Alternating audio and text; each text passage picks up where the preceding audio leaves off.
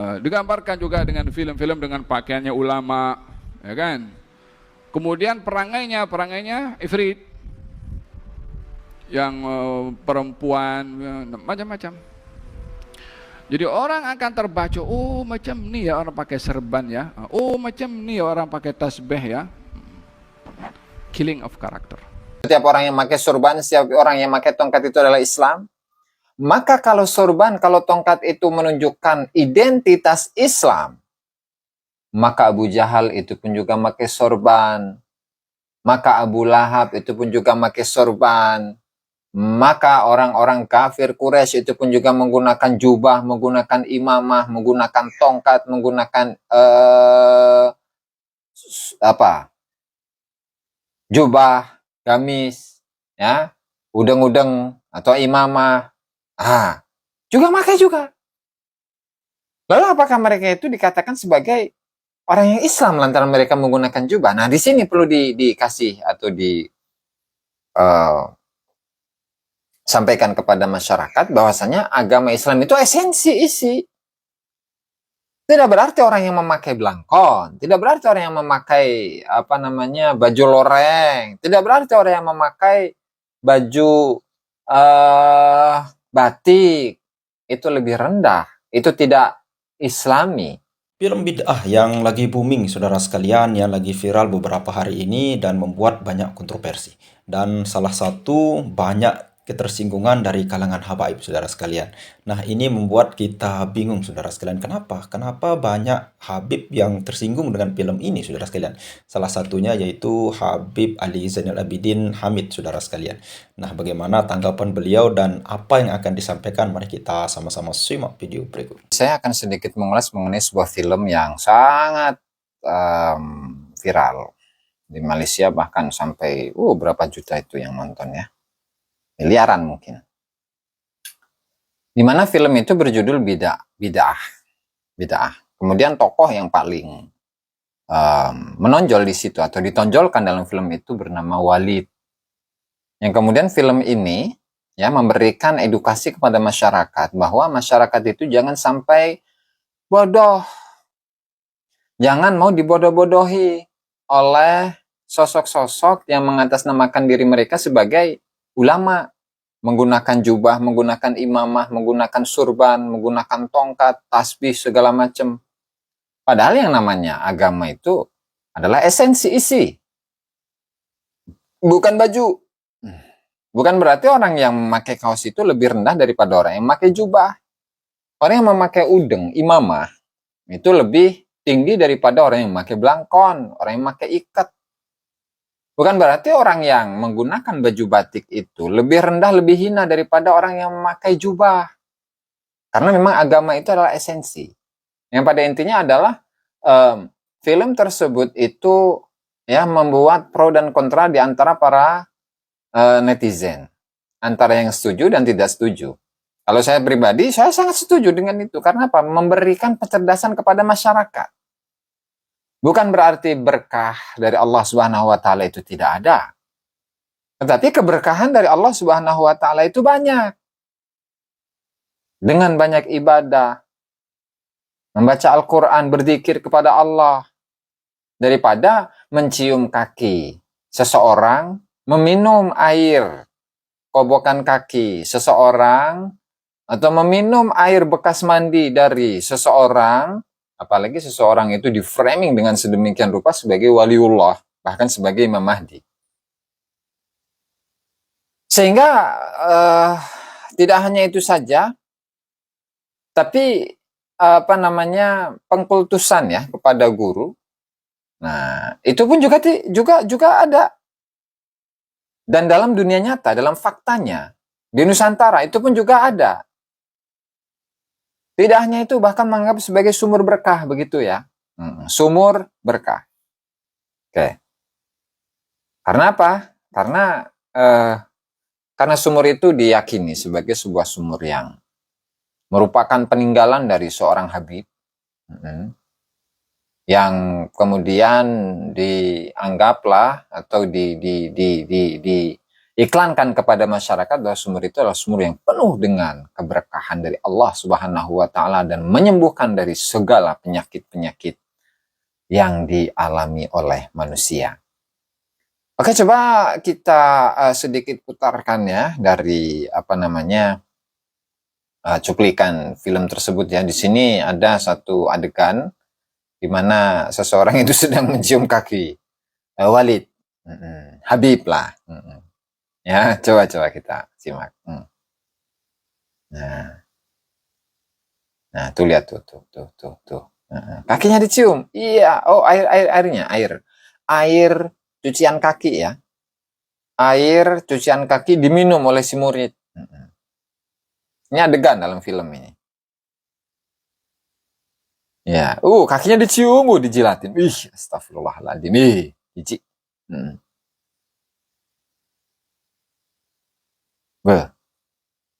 Iya, nah ini di film. Nah, kalau ini di dunia nyata nih. Ini di dunia nyata yang salah satunya adalah Bahar Smith. Coba simak. Iya. Tuh, salaman. Ya. Terus iya kakinya, dicium nama santrinya. La ilaha illallah, kakinya ya, kakinya Bahar Smith dicium. Ngeri.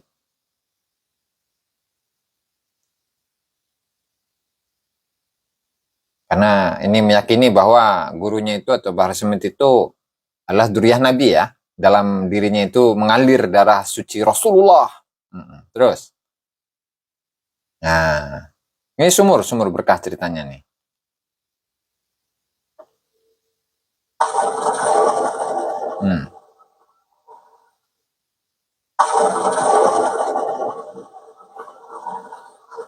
Assalamualaikum. Waalaikumsalam. Tak kering ke pergi ni? Pakai sumur ini kering, Cina? Adalah. Tidak, kami sedang rutin menuangkan bekas air mandi Walid dan Ibu Rabiatul ke sini atau Umi Rabiatul ke sini. Isi air mandi Walid. Menuangkan bekas air mandi Walid untuk apa? Masya Allah. Masalah. Kau tak tahu? Hari-hari jemaah. Jemaah di sini biasanya akan minum air dari sumur ini untuk mendapatkan berkah Walid. Subhanallah. Berkah Walid. Suci ini seperti telaga Al-Kautsar. Ya Allah, astagfirullahaladzim. Inna atainakal kautsar fasalli li rabbika wanhar inna syani'aka huwal abtar. Kalau dalam ayat Al-Kautsar itu sebuah telaga sebelum umat manusia ini atau umat Islam ya. Atau umat yang beriman. Umat yang beriman itu masuk ke dalam surga. Tuh. Tapi Al-Kautsar itu menjadi sumur yang dimiliki oleh Walid. Sumur, bicara tentang sumur berkah, sumur garomah. Ini ada sebuah sumur, yaitu sumurnya Habib Soleh Tanggul, yang baru ditemukan beberapa tahun lalu ketika sebuah masjid yang lokasinya itu di dekat Magam dari Habib Soleh Tanggul, Habib Soleh Al-Hamid, Soleh bin Muhsin Al-Hamid Tanggul, di mana ketika si tukang itu sedang menggali fondasi ternyata menemukan sumur tersebut. Lalu diketemukan dan diyakini bahwa sumur itu adalah sumurnya Habib Soleh Tanggul, kemudian dipromosikan oleh anaknya dan juga cucu-cucunya ya. Coba kita simak. Dengan pembacaan Bismillahirrahmanirrahim, air barokah Habib Soleh insyaallah kabul semua hajatnya. Jadi air berkah Habib Soleh insyaallah kabul semua hajatnya ya.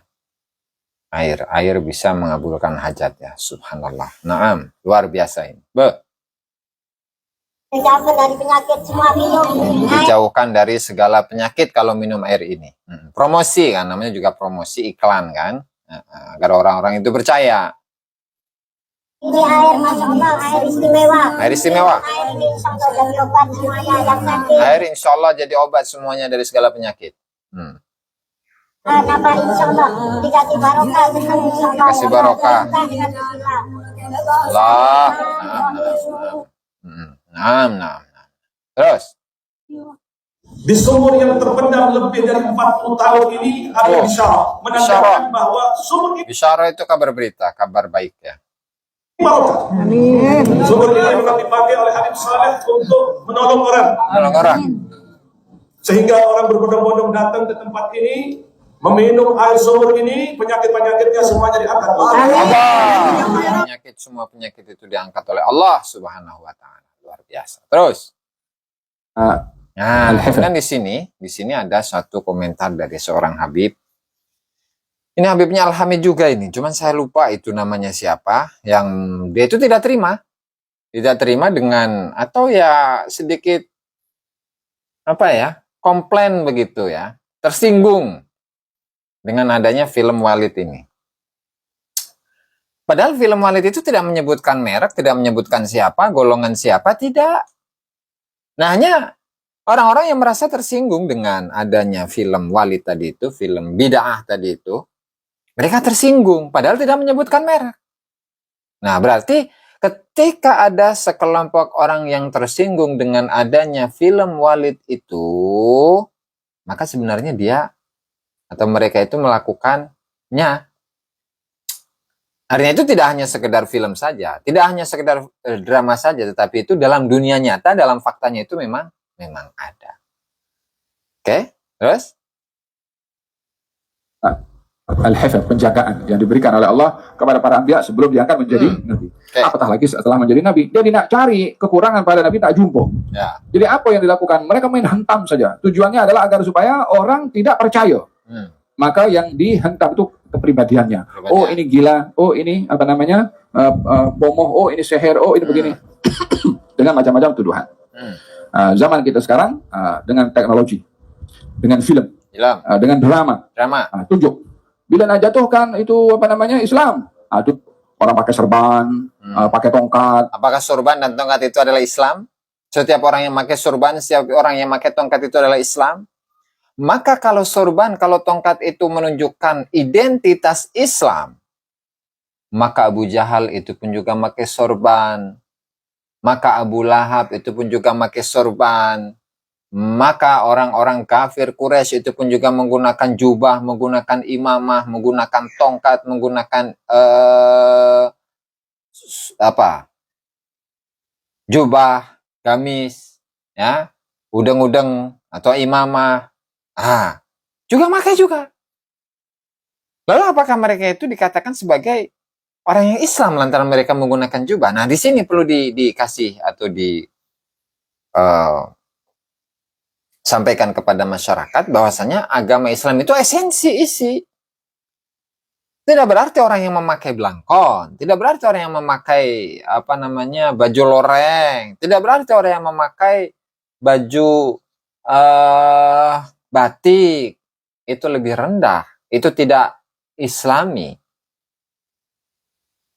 Atau orang yang memakai jubah, memakai imamah, memakai udeng, memakai sorban, memakai tongkat, itu dikatakan lebih Islami daripada orang yang sekedar memakai belangkon. Karena apa? Karena agama Islam itu esensi. Allah Ta'ala itu memerintahkan kepada umat manusia. Rasulullah Shallallahu Alaihi Wasallam itu memerintahkan kepada umat Islam untuk menutup aurat, bukan untuk memakai jubah, bukan untuk memakai imamah, bukan untuk menjadi orang Arab. Karena tradisi antara satu umat Islam yang berada di suatu negara, suatu tempat itu berbeda dengan tradisi umat Islam yang ada di negara Arab. Sehingga jangan diarabisasi nih, semuanya akan berbau-bau Arab, jangan. Karena Islam itu esensi, begitu. Islam itu esensi dan bukan casing. Makanya disinilah masyarakat itu harus memahami bahwasanya ulama itu ya tidak melulu menggunakan udang, menggunakan imamah, menggunakan jubah, menggunakan tongkat, menggunakan sorban. Tidak melulu, tapi lihat apa yang dia ucapkan dan apa yang dia perbuat. Bagaimana kadar keilmuannya, bagaimana akhlak dan adabnya kepada dirinya, kepada Allah Ta'ala dan kepada umat manusia. Begitu. Sehingga ketika ada film yang seperti itu, justru itu memberikan pemahaman, meluruskan pemahaman. Agar pemahaman yang dimiliki oleh umat Islam itu tidak kacau, tidak melenceng dari agama, dari ajaran Rasulullah SAW. Begitu. Nah, coba kita lanjut. Sehingga Habib ini tersinggung ini. Padahal dalam film itu nggak nyebut Habib, nggak nyebut siapa. Bahkan salah satu yang meluruskan, yang siapa namanya itu saya lupa, yang laki-laki itu yang cowok itu lulusan Yaman begitu. Justru harus bersyukur dengan adanya itu gitu Habib ini. Aduh, la ilaha illallah. Terus pakai tasbih, ya kan? Merogoh orang, bunuh orang, kejam pada orang, ya kan? Yang ditampilkan yang seperti itu. Apa tujuannya? Tujuannya adalah untuk menakutkan orang atau menjadikan orang fobia dengan Islam. Dengan digambarkan Islam ini ganas. Kalau lah dia itu memahami dan menonton seluruh isi dari film tersebut, maka dia akan menyimpulkan bahwa di situ adalah upaya-upaya untuk meluruskan pemahaman masyarakat yang memiliki pemahaman yang bengkok begitu. Ya, bukan untuk membenci Islam itu sendiri. Karena Islam itu adalah esensi. Islam bukan casing, Islam bukan baju atau pakaian yang kelihatan dari luar. Islam ini kejam, Islam ini keji. Sama juga dengan upaya-upaya untuk merendahkan derajat para ulama. Digambarkan juga dengan film-film dengan pakaiannya ulama, ya kan? Kemudian perangainya ifrit, yang perempuan macam-macam. Jadi orang akan terbaca, oh macam ni ya orang pakai serban ya, oh macam ni orang pakai tasbih ya. Killing of character, pembunuhan karakter, kekejaman yang terancam untuk menjauhkan orang Islam daripada orang-orang yang berilmu dan kadang-kadang yang diambil nasihat dan dakwahnya. Faham dong? Walihada, walaupun tidak dinafikan adanya orang-orang seperti itu, ya memang ada orang kadang yang pakai serban yang tipu, yang pakai serban main perempuan umpamanya, yang pakai tie main perempuan ada juga, yang pakai coach main perempuan pun juga ada juga. Bedanya begini Pak Habib, bahwa ketika seseorang itu menggunakan surban, menggunakan jubah, menggunakan imamah, menggunakan tongkat segala macam, dia itu ada mengatasnamakan dirinya sebagai pembawa Islam, memberikan ajaran Islam, begitu. Kalaulah orang-orang yang menjual-jual dengan atas nama agama, dengan atas nama ulama, kemudian dia mendapatkan banyak manfaat, banyak kepentingan dari umat Islam, ya, maka orang seperti inilah yang bermasalah. Berbeda dengan seorang yang memakai jas misalkan, kemudian dia itu melakukan maksiat segala macam, dia tidak mengatasnamakan dirinya sebagai mengatasnamakan diri agama, mengatasnamakan agama, tidak mengatasnamakan agama, tidak mengatasnamakan ulama. Nah itu bedanya. Sehingga jangan kesinggung lah ketika dalam film tersebut itu tokoh yang ditampilkan itu menggunakan jubah imamah, sorban dan lain sebagainya dengan perangai yang buruk. Jangan kesinggung lah. Justru itu penyadaran kepada masyarakat bahwa masyarakat itu jangan sampai tertipu dengan orang-orang yang bersorban, berimamah, berjubah, ya, menggunakan tongkat. Lalu ternyata dia itu mengajarkan pemahaman-pemahaman yang sesat gitu Bapak. Nah lanjut Pak. Kenapa tak ditunjukkan juga kalau pakai tie, pakai coat, oh ini macam itulah. Hanya orang pakai baju agama saja. Ada baju agama. Ada yang perlu untuk berhati-hati di dalam menampilkan image-image agama yang mesti ada keseimbangan. Bila ada orang ya nggak perlu lah. Nggak perlu itu Bapak. Lanjut saja, kita akan pindah kepada seorang ustadz dari Malaysia yang juga mengomentari film tersebut. Silakan. Ada satu filem yang dibuat oleh seorang pengarah, Ermo Fatih. Saya nak bagi kredit pada beliau. Kritik. Filem yang saya tak suruh tuan tengok, saya sendiri tak tengok. Saya hanya tengok potongan-potongan. Ramai orang marah dekat dia. Dan kita orang Melayu kata apa? Siapa makan cabai dia rasa pedas. Kita yang tengok kita tak rasa apa kerana kita tak buat benda tu. Tapi hakikatnya ada tak watak-watak yang seperti itu di dalam dunia realiti ni? Ada. Guru-guru yang memperalatkan anak murid untuk mengaut keuntungan, guru-guru yang memperalatkan anak murid untuk memenuhi nafsu serakah. Tengok ke tak? Tak tengok dengar saya kata. Saya pun kadang-kadang bukan nak tengok sangat, tapi kalau nak cadang kadang-kadang terpaksa tengok. Terpaksa Ini pengorbanan nonton. saya. Ramai orang marah. Kononnya Erma Fatimah menjatuhkan maruah ahli agama, menghina para habib. Habib. Siapa nak masa terhina? Menghina para Habib. Memang Habib siapa yang disebutkan di situ? Nggak ada itu. Habib yang disebutkan dalam film itu nggak ada. Lebay itu mah lebay ya. Lebay saja itu dari Habib dan tersinggung Habibnya. Terus. So, marah. Kalau dia tak buat benda tu, tak payahlah terasa. Itu masalah dia kadang-kadang. Bila kita ceramah, bila kita cakap, jangan ligan dunia, jangan kejar dunia, ingat akhirat. Kita tak sebut nama, tak mention siapa-siapa. Dia pergi berasa, aku ni tak puas hati dengan Ustaz. Dia kata kat aku. Dia tak sebut nama hang. Tu yang duk ligan dunia. Aku lah tu. Siapa dia lagi? Masalah. Lepas tu ada pula kata, dia duk kata ke orang. Siapa? Kat orang lah dia duk kata. Kalau kita tak buat benda tu, kenapa kita nak puasa? Pasal tu kadang-kadang benda orang cakap. Kita yang, tuan-tuan faham? Jadi Erma Fatimah buat satu filem, bagus. Bagus. Mesej dia ada, walaupun kita tak setuju lah dengan beberapa adegan-adegan yang tak sepatutnya lah. Yang tu salah-salah lah. Tapi ada, saya dimaklumkan tontonan hampir 1 bilion 1,000 juta orang menonton. Dan mesej ini yang kita akan sebut kepada tuan-tuan, bahawa adanya golongan yang bertopengkan agama, bertopengkan jubah serban, kononnya wakil Allah, kononnya wakil Rasulullah. Ini contoh mereka ni. Dan watak-watak seperti kalsum, tahu kalsum? Kalsum. Duk ada apa kanak? Kanak. Nah, Kibin tuh. Duk ada. Kibin. Nah, jadi watak seperti Kibin yang memang otaknya itu sudah didoktrin. Dengan segitu dalamnya doktrinnya itu, sehingga sulit untuk memberikan penyadaran kepada dirinya, itu memang ada. Banyak malah di Indonesia itu. Banyak. Sehingga tidak menggunakan otaknya, tidak menggunakan pikirannya. Padahal yang namanya agama itu ada dalil akli, ada dalil nakli. Ada dalil akli, dalil yang bisa diterima oleh logika, akal.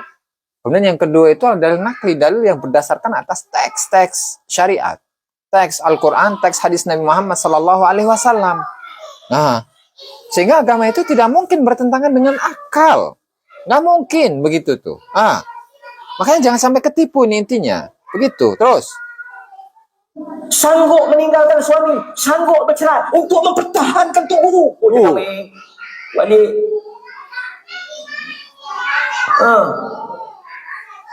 Sebab itu ini yang ditekankan di Perlis. Kita nak ajar tidak ada orang yang maksum. Perkataan guru tak sama dengan perkataan Allah dan Rasul. Ini semua Rasulullah. Itu sebab itu kita tentang golongan yang duk bermimpi. Kononnya Rasulullah hadir dalam majlis. Kononnya bertemu dengan Rasulullah. Kononnya Rasulullah hadir dalam majlis mereka. Ni walid. Ingat itu, ingat dengan satu, ya banyak lah ya. Satu Habib yang dia itu melotot ke kanan, melotot ke kiri, ke atas dan ke bawah. Kemudian dia Assalamualaikum ya Rasulullah. Assalamualaikum ya Rasulullah. Yang memberikan persepsi kepada para hadirin bahwa Rasulullah itu sedang berkomunikasi dengan dirinya. Ada ini memang, ada. Dan ini tidak dipungkiri. Sehingga orang-orang yang merasa tersinggung dengan adanya film tersebut, berarti mereka melakukannya. Berarti mereka merasa melakukan hal tersebut. Lanjut. Boleh kata apa? Tuan-tuan, saya pun ada anak murid. Ada juga anak-anak murid.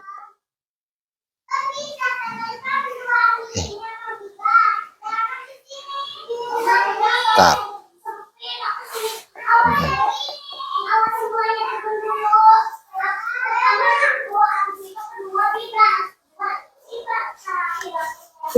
Kononnya bertemu dengan Rasulullah. Kononnya Rasulullah hadir dalam majlis mereka.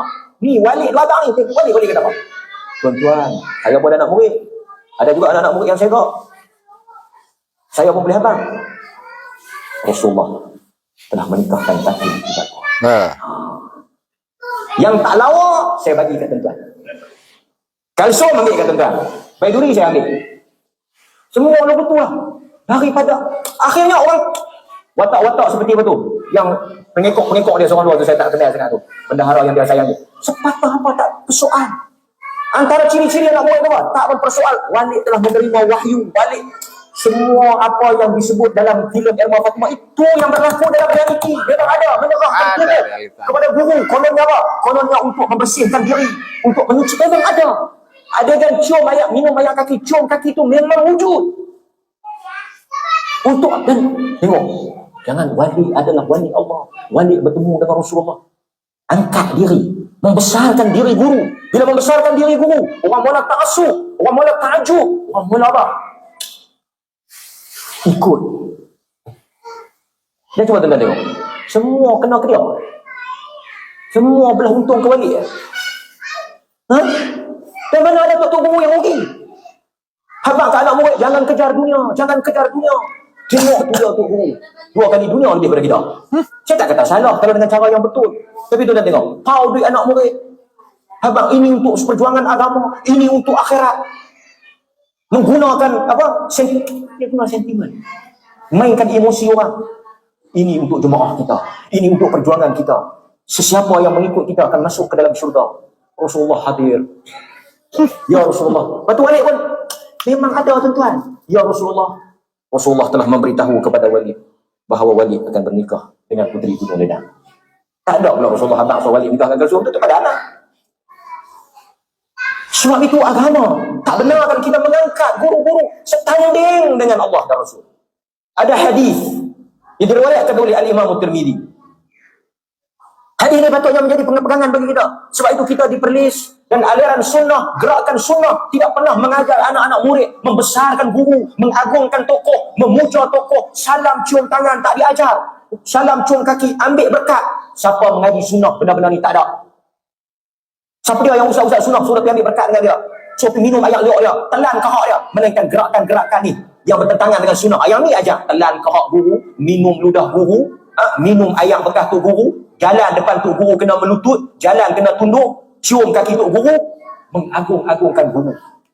Tak ada dalam sunnah, tak ada. Sehingga kita berani untuk tanya tok guru ni, amalan tok guru ni, dalil mana, hadis mana. Kami bukan nak ikut tok guru, kami nak ikut Nabi. Biadab dengan ulama, tak hormat ulama. Daging para ulama beracun. Duk main buah tu. Siapa dia tu ulama? Wali lah. Kena ke hang? Kena ke dia? Daging dia saja beracun. Daging kita tak beracun. Maka akhirnya menjadikan masyarakat bodoh. Ikut yang kaya-kaya semua rasa berdosa, bagi duit kat tok guru. Tok guru pun tolong doa, cuci dosa. Dah jadi macam Kristian. Sebenarnya tak payah ibadat apa tak payah. Bagi 100,000, 200,000, tok guru pun doa lega dia. Hujung tahun pergi Mekah, balik baik cuci dosa. Dua seminggu dua pakai jubah, lepas tu nari golek balik. Ini yang kita tak mau. Sebab itu orang yang mengaji sunnah cerdik. Orang yang mengaji sunnah tak ada taklid buta, tak ada ta'assub. Masa tu orang sunnah bila tengok filem-filem macam ni, tengok cerita-cerita macam ni, kita setuju. Setuju. Kerana itu yang jadi penyakit sekarang. Penyakit. Dan orang yang buat benda ni dia tak suka. Kenapa dia tak suka? Kerana ini membuka pekong di dada, membongkar kegiatan dia, menyebabkan masyarakat cerdik, masyarakat nampak hal itu. Dia tak maulah. Dia punya modus operandi dia. Dia punya apa? Penipuan dia. Orang tahu jadi tak bagus ini, hina ulama, hina orang pakai jubah, hina orang pakai sorban, hina habis, hina tok guru. Dia bukan kata semua yang buat kelaku tu berasalah. Jangan tak ada kaitan meloncat lebih macam apa. Gitu teman-teman ya.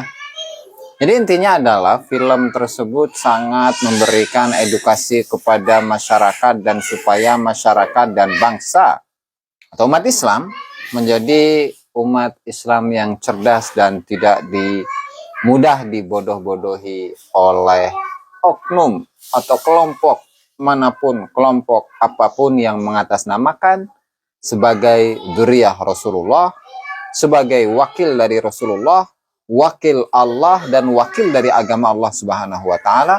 Wallahul muwaffiq ila aqwamit thoriq. Assalamualaikum warahmatullahi wabarakatuh. Oke, itu dia tanggapan dari Gus Jazuli ya, saudara sekalian, di mana film bid'ah yang banyak menuai kontroversi yang diproduksi di Malaysia. Dan kita bingung saudara sekalian, kenapa banyak dari kalangan habaib yang memang tersinggung dengan film ini. Apakah karena mereka sering memakai sorban lalu kemudian melakukan hal-hal yang tidak kita tidak tahu saudara sekalian. Nah, salah satunya Habib Hamid ya, yang memang baru beliau yang speak up secara terang-terangan, di mana ketidaksetujuannya lah banyak mengomentari daripada film tersebut. Namun dari beberapa yang disampaikan oleh Habib ini, saudara sekalian, di mana ketika mengomentari film itu, padahal kalau kita lihat di dalam film itu, saudara sekalian, ini sangat-sangat mencerdaskan kita. Ini mendidik kita bahwasanya harus berhati-hati di dalam memasukkan anak ke dalam pondok pesantren. Jangan hanya kiainya di dalam pondok pesantren itu yang menjadi pimpinannya itu memakai sorban, lalu kemudian jenggotnya luar biasa, tutur katanya luar biasa, lalu kemudian kita percaya saja apa yang dia katakan. Ya, sesungguhnya ini menyangkut realita habaib di kalangan kita juga, saudara sekalian, di mana banyak kita tuai kontroversi juga terhadap habaib, di mana banyak terjadi pendawiran, dimintai istiqyai, diminta oleh Habib, diceraikan, diminta untuk diceraikan dulu ya. Nah, ini juga apa ya, bisa kita bilang masuk ke dalam dunia nyata kita. Salah satunya bagaimana adegan film di bid'ah itu, saudara sekalian, mencium kaki seorang walid ini, saudara sekalian, di mana di dunia nyata juga terjadi seperti itu sebelumnya, yaitu Habib Bahar dicium kakinya. Lalu kemudian ada adegan dia sumur barokah yang dituangi daripada bekas mandi walid. Itu juga ada Habib sumur Habib Soleh Tanggol, saudara sekalian. Nah, ini banyak terjadi di dunia nyata. Mungkin ini yang menyebabkan para oknum Habib yang memang banyak ketersinggungannya dengan film ini, saudara sekalian. Namun sekali lagi, di dalam film ini tidak ada yang menyebut brand atau menyebut nama dan lain sebagainya. Nah, mungkin siapa yang merasa, mungkin dia yang tersinggung, saudara sekalian. Ya, kalau tidak merasa ya tidak apa-apa. Dan komentar pedas dari Habib yang dari Malaysia ini, yaitu Habib Zain Abidin Hamid ini, saudara sekalian, ya dia menyebutkan bahwasanya di sana identik dengan tongkat, jubah, tasbih, lain sebagainya. Ya, bukan seperti itu. Islam itu bukan dilihat daripada kenyataannya, saudara sekalian. Namun Islam itu esensial. Artinya apa? Orang yang bersorban itu belum tentu lebih mulia daripada orang yang pakai sempak atau yang tidak pakai sorban. Orang yang pakai imamah, orang yang pakai pakai jubah, itu belum tentu lebih mulia daripada orang yang pakai batik, saudara sekalian. Tergantung bagaimana dia beribadah dengan Tuhannya, saudara sekalian.